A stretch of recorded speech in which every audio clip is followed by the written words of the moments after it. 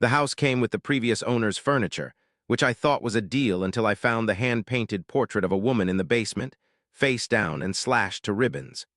I had just moved to Ridgemont, a sleepy suburb where the biggest crime in the last decade was a dispute over a lawnmower. The house was a fixer-upper from the 70s, priced so low I half expected to find a rotting corpse in the crawl space. Instead, I found a fully furnished basement that smelled of mothballs and old roses. The realtor had mentioned the previous owner, a widow named Eleanor Vance, had passed away in the house. No one had bothered to clear her things. The portrait was propped against the concrete wall behind a stack of moldy cardboard boxes. The canvas was roughly 3 feet by 4 feet, framed in chipped gold. The face of the woman had been systematically destroyed, dozens of parallel slashes across her features, as if someone had gone at it with a box cutter in a frenzy. Her dress, a deep emerald green, was untouched. Her hands, clasped in her lap, were pristine. It was only her face that had been obliterated. I should have thrown it out. I should have taken it straight to the curb. But there was something about that green dress. It was so detailed, so exquisitely painted, that it felt like a genuine loss. So I did something stupid. I bought a cheap canvas and a set of acrylics from the craft store, and I decided I would repair her. I'm not an artist. I work in it. But I spent that first weekend in my new house sitting on a folding chair in the basement, dabbing flesh-toned paint onto the canvas, trying to guess what she looked like. I gave her a generic face, kind eyes, a soft smile, brown hair pinned up. It wasn't her real face, but it was something. I hung the portrait in the hallway at the top of the basement stairs, a small victory against neglect. That was when the scratching started. It was faint at first. A dry, rhythmic sound from inside the walls, like a mouse trying to claw its way through the drywall. I set traps. I baited them with peanut butter. Nothing.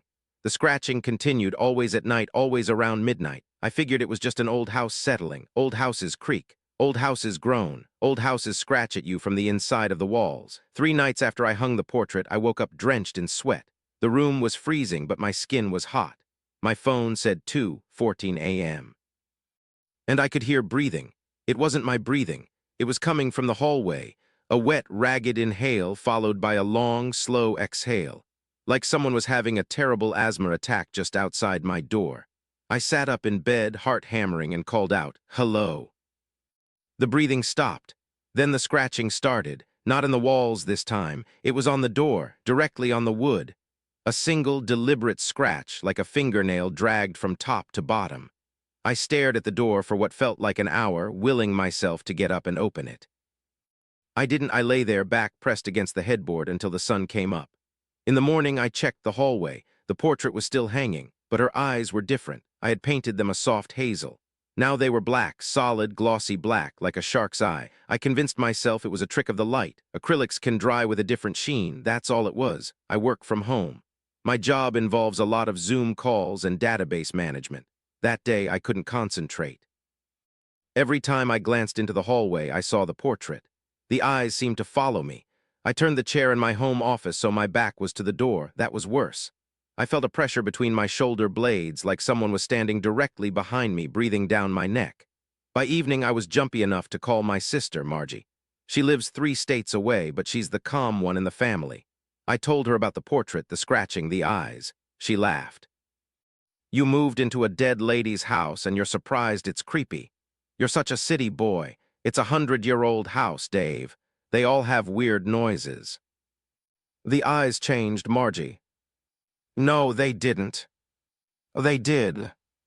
You need to get laid or get a cat, one of the two." I ended the call feeling foolish. I decided I was going to throw the portrait away. I grabbed it off the hook and carried it back down to the basement. I was going to put it in the trash, take it to the dump the next morning. But when I set it down on the basement floor, I noticed something that made my blood run cold. The slashes on her face were gone. The canvas I had repaired was still there, but above it, the original painting had healed itself. The slashes were closed. The gashes were seamless. And the face that now stared up at me was not the face I had painted. It was a young woman in her late 20s with dark hair and sharp cheekbones. Her eyes were wide open, the same glossy black as before, and her mouth was stretched into a tight, thin-lipped smile. She looked triumphant. She looked awake. I ran up the stairs and slammed the basement door shut. I dragged a heavy bookshelf in front of it. I didn't sleep that night. I sat in the living room with all the lights on, watching the door to the basement, my hands shaking around a mug of cold coffee.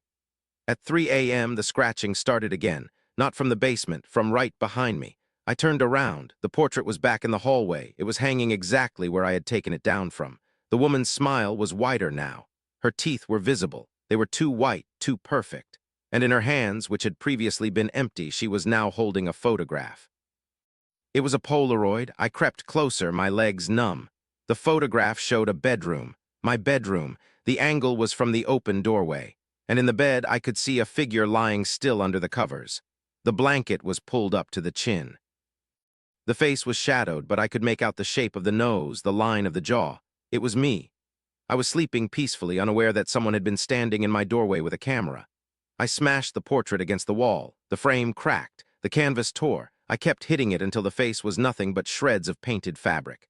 I threw the pieces into a garbage bag and took it to the curb at 4 a.m.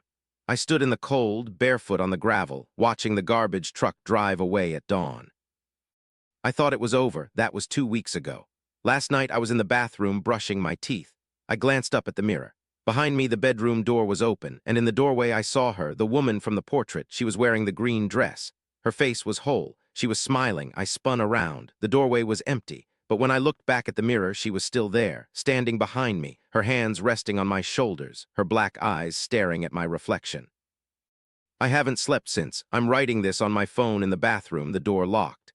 The lights are flickering. I just heard the front door open downstairs. I didn't hear a key in the lock, and the scratching. It's inside the bathroom wall now, right behind the mirror. I don't think I painted her face at all. I think I erased the boundaries between her world and mine. She was trapped in that canvas, damaged, incomplete. I finished the job. I gave her a way out. I can hear footsteps on the stairs. She's coming, and I have this terrible, cold feeling that by the time you hear this story, I won't be in here anymore. But the house will be, and it's still for sale.